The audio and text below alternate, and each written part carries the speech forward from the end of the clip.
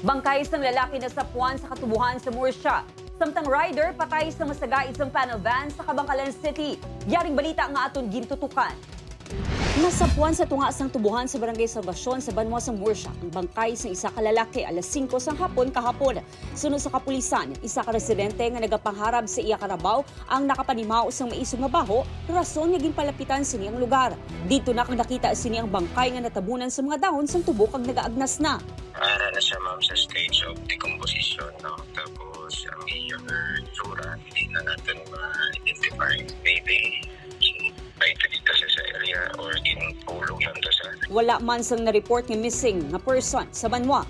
Ginahulat sang kapulisan nga may mag-claim nga mataas ng biktima.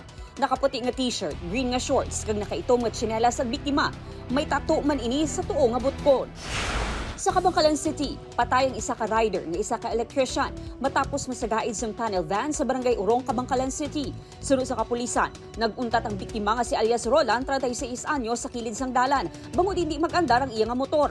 Ginduso sini ang motor kag ginpahigad sa dalan. Apang aksidente ini nga nasagaid sang naglabay nga panel van, rason nga nagtabog kag nakaangkon sang patal nga pila sa lawas.